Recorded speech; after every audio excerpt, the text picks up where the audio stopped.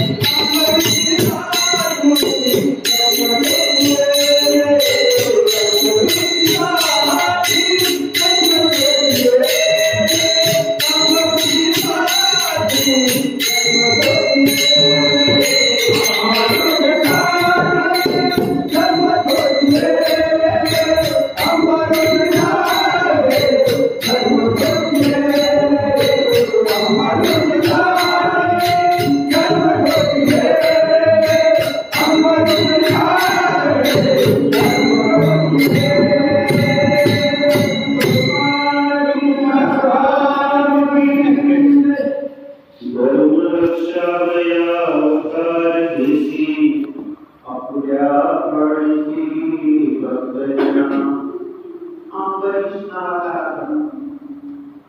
द्वादशीचं व्रत करायला. द्वादशीचं व्रत कसं? दशमीला एक वेळ भोजन, एकादशी निराहार आणि द्वादशीच्या दिवशी सूर्य उगवायच्या पारण खेळायचं. एक वर्षभर कंटिन्यूअर केलं राजाने आणि अंबरीश राजाने. आता त्या ठिकाणी यमुना नदीचं बरोबर तिथे पारण खेळायचं. अचानक दुर्वासनी आली. दुर्वासनी आली तर म्हणे ऐकलं आणि पारण केलं. म्हणून मी स्नान संध्या उठून येतो. स्नान संध्याकाळी जो वेळ लावला तर पारण्याची वेळ संपुष्टात येऊन गेली. ब्राह्मणाला विचारलं जर काही पारण नाही पडलं तर 1 वर्षाचं माझं फुकट जाईल. त्याच्याकरता काही गोष्टी करा आणि पारण केलं गेलं पाहिजे.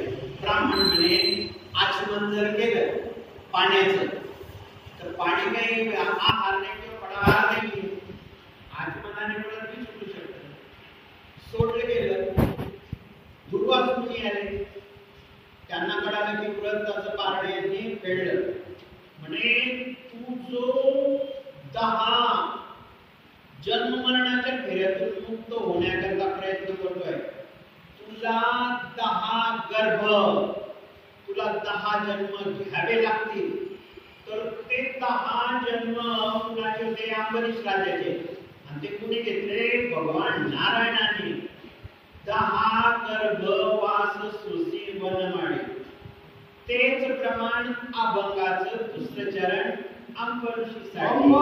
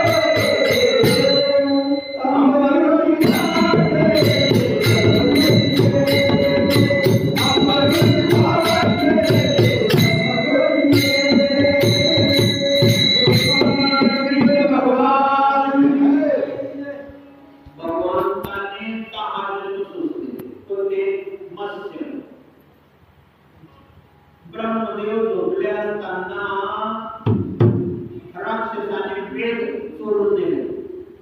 त्यावेळेला भगवंताने मत्स्य अवतार धारण केला आणि वेद ब्रह्मदेवाला परत आणले. दुसरा पूर्ण अवतार म्हणजे कासवाचा. समुद्र मंथन केलं त्यावेळेला भगवंताचा कासवाचा अवतार झाला. त्याच्यानंतर पृथ्वी मातेला ज्या वेळेला राक्षस घेऊन गेला त्यावेळेला वामन अवतार घेऊन तिसरा वामन अवतार. नंतर भक्त प्रल्हादासाठी नृसिंह अवतार. त्याच्यानंतर परशुराम अवतार. 21 वेळा पृथ्वीची शर्ती केली. त्याच्यानंतर आजचा प्रभू रामाचा